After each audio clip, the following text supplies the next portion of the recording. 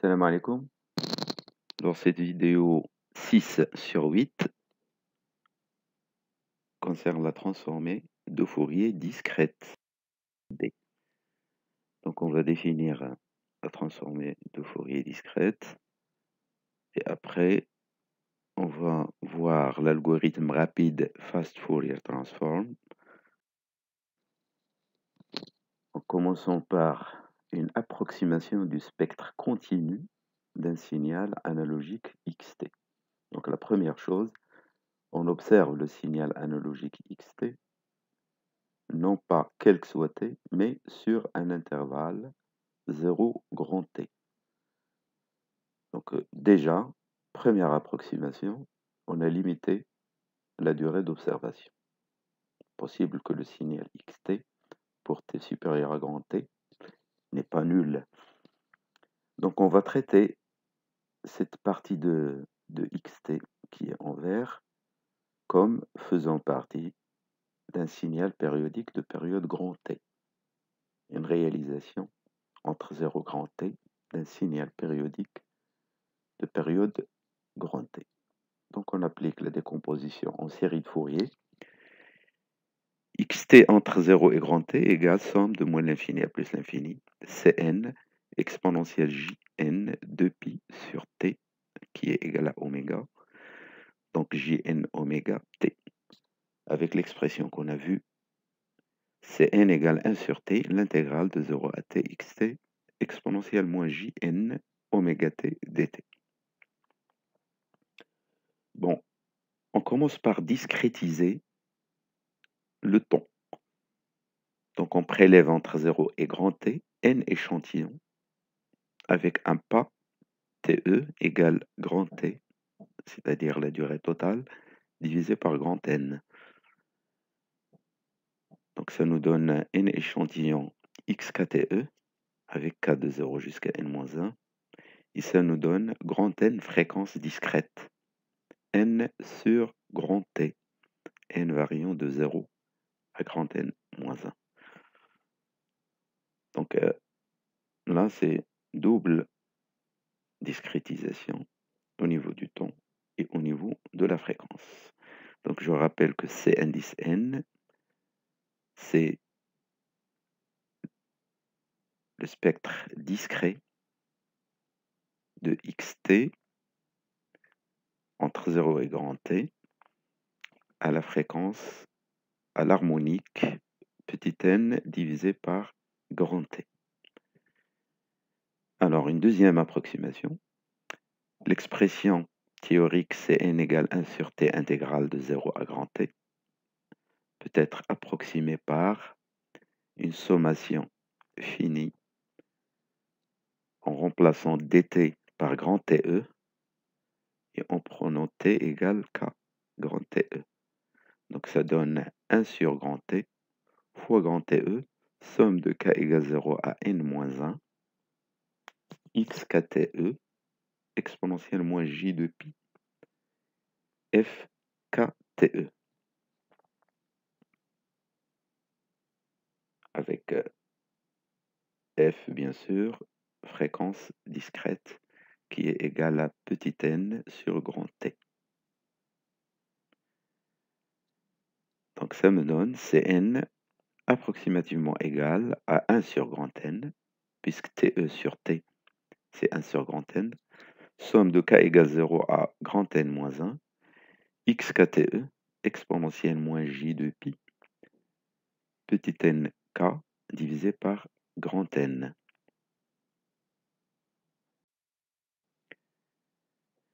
Alors, c'est quoi la transformation de Fourier discrète des échantillons de X? Donc, par définition, à la fréquence petit n sur grand T, ça veut dire n FE sur grand N, FE étant égal à 1 sur TE, grand Xn égale somme de k égale 0 à grand N moins 1, xk, c'est-à-dire la valeur de l'échantillon xkTE, exponentielle moins j de pi petit nk sur grand N. Donc on remarque que dans l'expression du nombre complexe exponentiel, TE et FE disparaissent par élimination, puisque TE fois FE égale 1. Donc avec n variant de 0 à grand N moins 1, correspondant aux fréquences variant de 0 à grand FE moins FE sur grand N, avec un pas fréquentiel FE sur grand N, c'est-à-dire 1 sur grand T. Les échantillons XKTE, on peut les retrouver à l'aide de la transformée de Fourier discrète inverse. XK égale 1 sur grand N, somme de XN, même exponentielle, mais conjuguée, avec un signe plus. On verra dans un exercice comment démontrer cette relation inverse. Donc avec K variant de 0 à N-1. Donc là, vous avez l'axe du temps, le temps discret, avec un pas TE, de 0 jusqu'à N-1 TE, et l'axe des fréquences discrètes, vous avez grand N fréquences discrètes, de 0 jusqu'à FE moins FE sur N, avec un pas fréquentiel FE sur N. Bon, revenons à notre signal analogique échantillonné. On peut écrire XKTE égale approximativement, comme dans la relation inverse, grand Xn sur grand N exponentielle J de pi, Nk sur grand N. Donc grand Xn sur grand N est une approximation du spectre du signal analogique. Donc il ne faut pas oublier, lorsque vous calculez la transformée de Fourier discrète, de diviser par grand N pour visualiser le spectre de ray du signal X. Donc, un exemple sur MATLAB. Donc j'appelle ma fonction myTFD. Grand N est le nombre ou bien l'ordre de la TFD. FE, la fréquence des échantillonnages. Donc TE égale 1 sur FE, c'est le pas d'échantillonnage. Le vecteur temps entre 0 et n-1 TE. Le vecteur fréquence, ou si vous voulez l'axe des fréquences. Au lieu de prendre 0 jusqu'à FE moins FE sur n, on prend un intervalle fréquentiel centré sur 0 Hz. On sait que le spectre est pair et périodique. Donc X égale sinus de pi 50t, le signal à analyser ou pour lequel on veut calculer la TFD de fréquence 50 Hz. Donc on prend grand X égale FFT de X, Fast Fourier Transform. C'est un spectre complexe. Après, grand X égale FFT Shift X. Le FFT Shift, il centre le FFT autour de 0. Donc il le déplace à gauche, suivant l'axe des fréquences. Donc déplacement à gauche entre 0 FE moins FE sur n, il le déplace vers moins FE sur 2 jusqu'à FE sur 2 moins FE sur n. Donc on prend le module du spectre centré et on trace x en fonction du temps et grand X qui est le module, spectre de module, en fonction de la fréquence. Je lance ma fonction myTFD 256 000. Donc je prends grand N égale 256, TFD d'ordre 256, et fréquence d'échantillonnage 1000, qui respecte largement le théorème de Shannon, puisque Fmax égale 50 Hz. Donc on a bien 1000 supérieur largement à 2 fois Fmax, c'est-à-dire à 100. Donc là, vous avez la sinusoïde, première courbe. La seconde courbe, vous avez la TFD. Donc calculée à l'aide de la fonction MATLAB FFT. Donc on voit bien deux pics aux fréquences 50 Hz et moins 50 Hz, qui est bien une approximation du spectre théorique de la sinusoïde. Bon, maintenant passons à l'algorithme FFT. Parce que le calcul direct de la transformée de Fourier discrète prend beaucoup de temps. Donc il faut penser à un algorithme rapide. Donc on va mettre en forme l'expression de la TFD grand X de n. On va voir l'algorithme de base, la complexité. On va mettre en œuvre l'algorithme FFT. Et on va voir le code sous un peu d'histoire. La transformée de Fourier rapide, FFT ou Fast Fourier Transform, c'est un algorithme de calcul de TFT développé en 1965, donc ça fait longtemps, par Cooley et Tukey. Mais en fait que Gauss avait déjà esquissé en 1805. La complexité de la FFT, l'algorithme FFT, est en O grand N, ln grand N, grand N étant l'ordre, le nombre d'échantillons. Alors que la complexité du calcul de base direct de la TFT est en O grand N carré. Donc on voit bien qu'on gagne en vitesse et en nombre d'opérations et de calcul. Un exemple, pour 1024 points, FFT est 100 fois plus rapide que le calcul direct. Alors, la FFT, ou bien l'algorithme FFT, se base sur le principe de dichotomie divisée pour régner, utilisant une récursivité. C'est-à-dire les 1024 points, on va les diviser en deux. 512, on va traiter les 512, mais pour traiter les 512, on va diviser par 2. Donc on va traiter 256, etc. jusqu'à on arrive à la fin à un traitement de 2 points. Puis on remonte le chemin. Donc c'est de la récursivité. Cet algorithme est couramment utilisé en analyse spectrale des signaux et filtrage des. Donc commençons par mettre en forme la TFD. Donc on suppose que grand N, le nombre d'échantillons, est une puissance de 2. Donc grand N, c'est 2, 4, 8, 16, 32, 64, 128, 256, 512, 1024, 2048, etc. Donc reprenons l'expression de grand Xn, c'est la somme de xk exponentielle moins j de pi nk sur grand N. Donc cette expression dépend uniquement de l'ordre de la TFD, grand N, et des valeurs des échantillons. Posons W, indice grand N, le nombre complexe et moins j de pi sur grand N. Donc c'est la racine grand Nième de l'unité.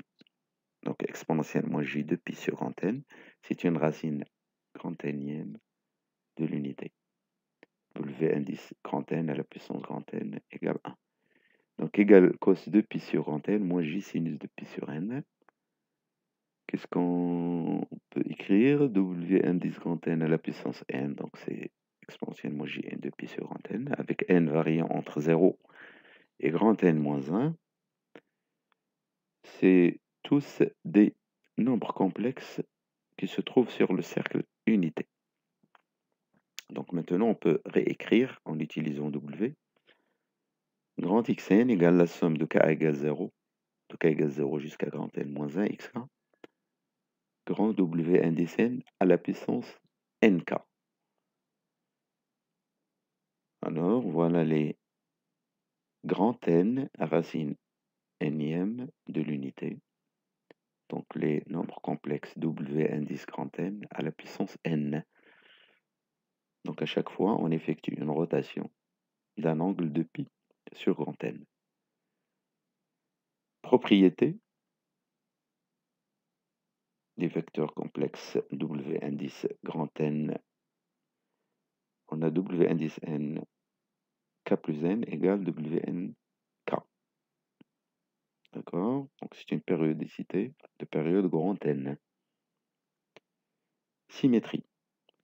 W indice N à la puissance K plus N sur 2, c'est moins W indice grand N à la puissance K.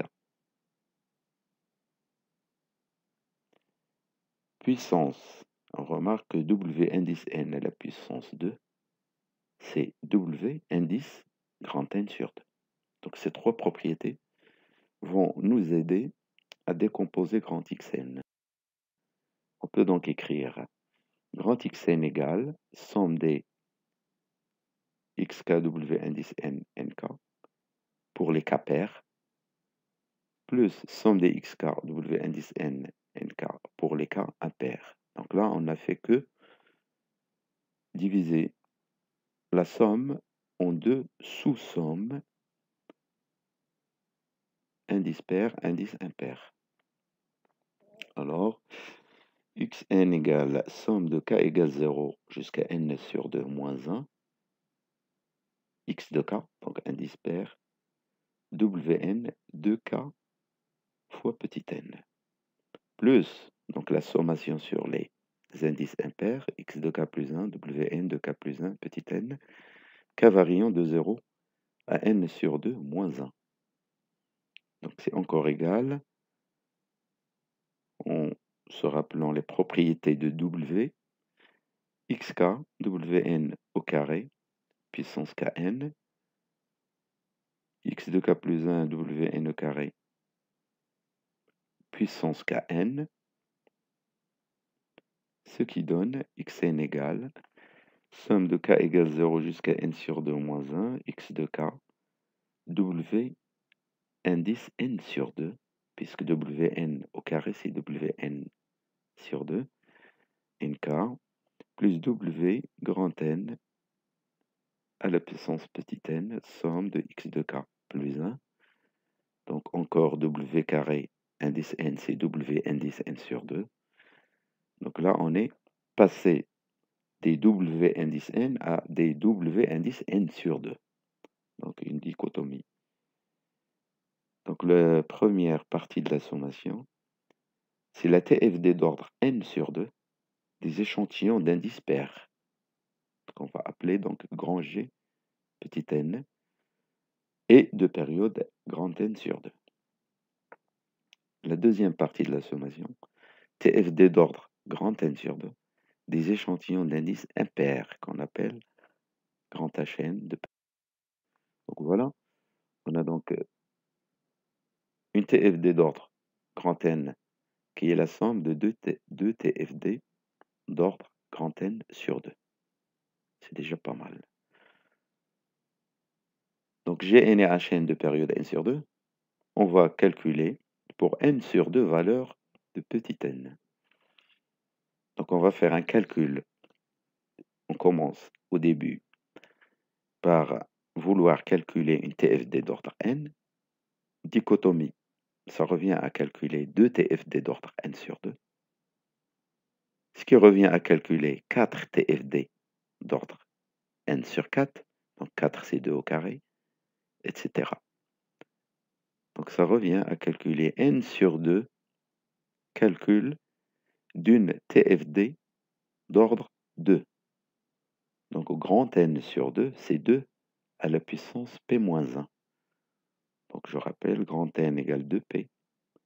N sur 2 égale 2 à la puissance P-1. Donc ça revient à dire quoi? Une TFD d'ordre N se ramène à N sur 2, calcul de TFD d'ordre 2. Ça veut dire avec uniquement 2 échantillons. Donc, alors c'est quoi la TFD d'ordre 2? Ce qu'on appelle structure de papillon. Donc là, le schéma à gauche, vous avez 2 échantillons x0 et x1.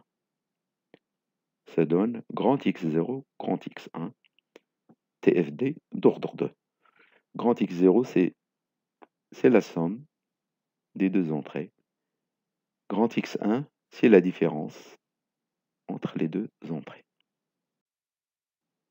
Donc l'algorithme pour n égale 8 égale 2 à la puissance 3, donc, pour fixer les idées. Donc on a à l'entrée de l'algorithme les échantillons du signal, les 8, x0 jusqu'à x7.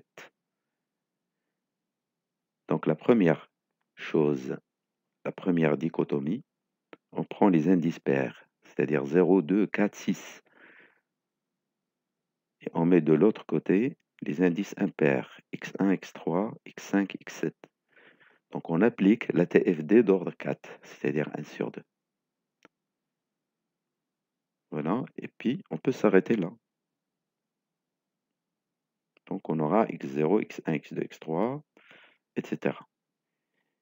Mais on va encore calculer la TFD d'ordre n sur 2 en divisant en 2 TFD d'ordre n sur 4, n sur... Donc n sur 4, c'est quoi? C'est 8 sur 4, ça fait 2. Ça veut dire TFD d'ordre 2. Donc on a x0, x4, x2, x6, les indices pairs qui se présentent à des cellules de TFD de 2 points. Donc je rappelle là, les indices pairs x0, x2, x4, x6, et lorsqu'on les présente, x4 devient un indice pair, et x2 devient un indice impair, et x6 devient un indice impair. Parce que le signal x0, x4, x2, x6, c'est un nouveau signal avec des indices 1, 2, 3, 4. Donc on va réarranger les indices. Voilà donc structure à 2 points.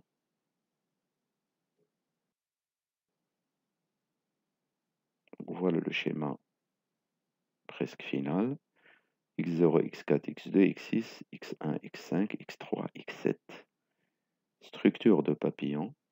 Donc on n'a que des sommes et des différences, avec bien sûr des coefficients de pondération.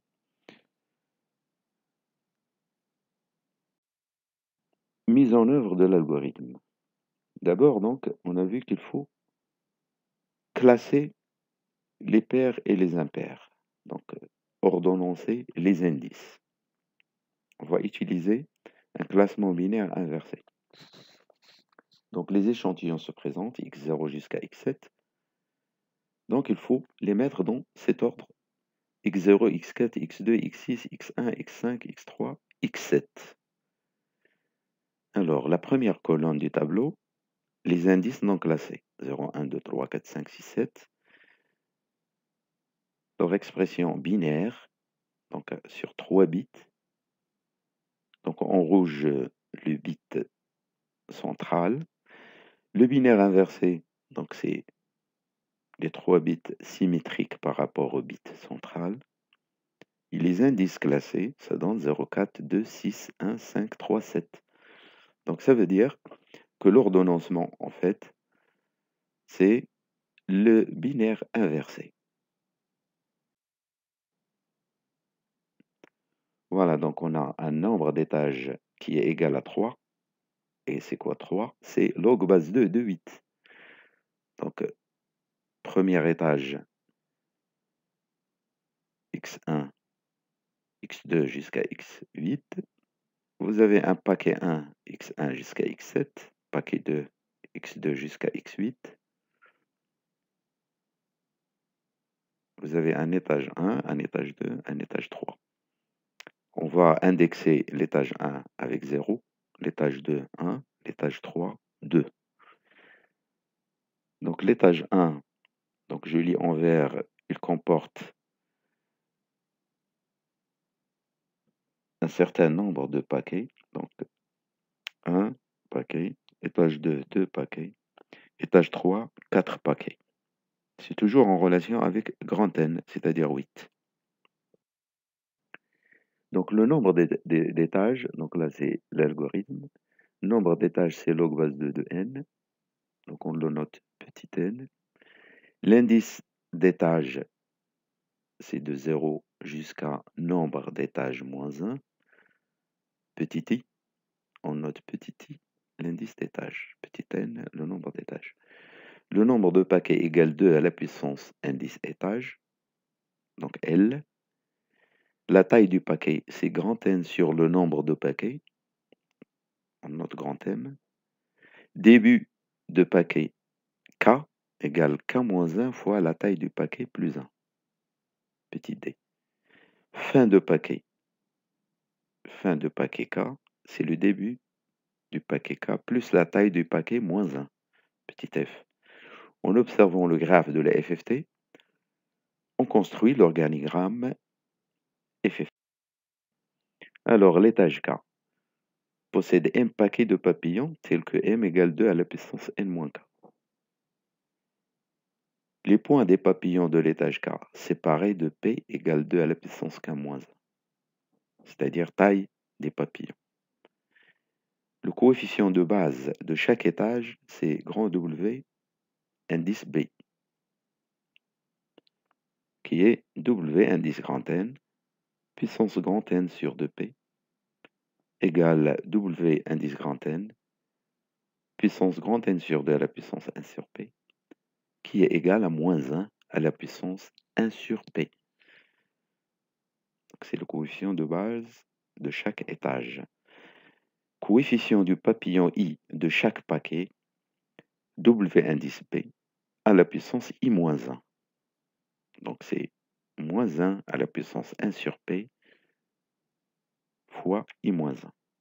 Le premier coefficient d'un paquet, c'est W indice B à la puissance 0, qui est égal à 1. Donc le premier coefficient d'un paquet est toujours 1. Lorsqu'on change de papillon, on multiplie par WP. Donc voilà l'organigramme. On commence par l'étage, donc la première ligne. Donc c'est une subroutine récursive, étage de 1 jusqu'à n.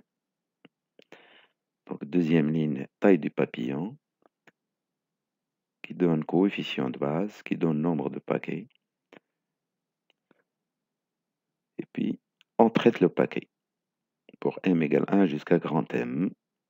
Coefficient de départ, indice début de paquet, puis on traite papillon. Indice premier point du papillon, on multiplie par le coef, on calcule la sortie du papillon, c'est-à-dire la somme et la différence. Coefficient du papillon suivant, puis en fin de boucle, les sorties de l'étage terminé deviennent les entrées de l'étage suivant. Fin de boucle. Le code MATLAB, on commence par la fonction classement des indices d'abord. Donc, on appelle cette fonction bit reverse, classement des indices d'un étage. Donc, initialisation, n égale la longueur de x. Donc, x c'est l'entrée, c'est le nombre d'échantillons. Pardon, le vecteur échantillon, grand N sa longueur. Petit n, on prend le logarithme base 2 du nombre d'échantillons. On calcule le nombre de paquets de l'étage. On fait une initialisation de la sortie. Taille d'un paquet. Traitement d'un paquet.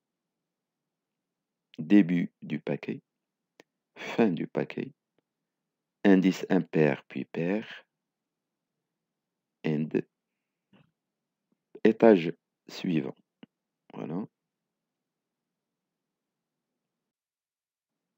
Calcul de la TFD.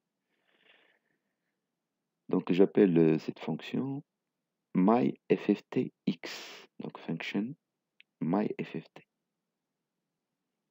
Donc la première ligne, n est la longueur de x. Donc je lui donne un vecteur petit x, certain nombre, length calcule la longueur grand N.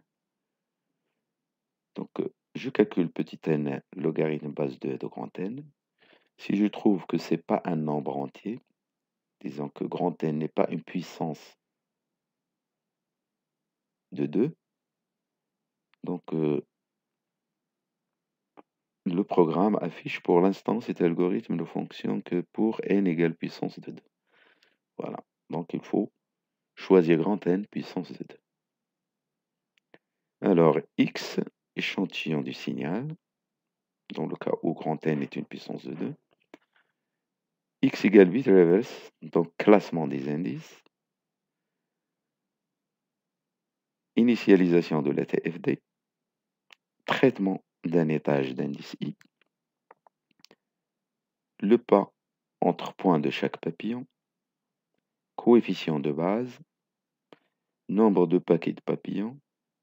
Indice paquet. Coefficient de départ. Indice début paquet. Indice papillon dans paquet.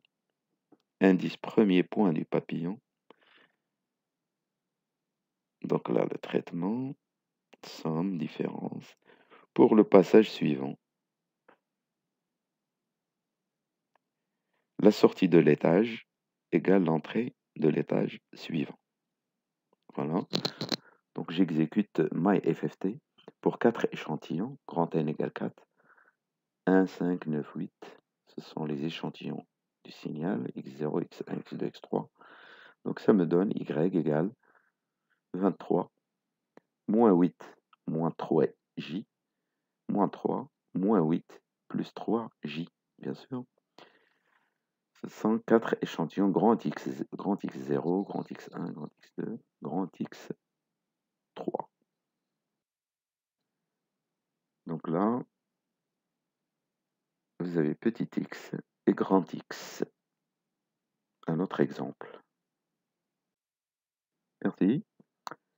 Donc la prochaine vidéo 7/8, l'avant-dernière, sera consacrée à l'analyse spectrale d'un signal en utilisant bien sûr la FFT et d'autres méthodes. Une série de références, des livres, des sites qui peuvent être utiles.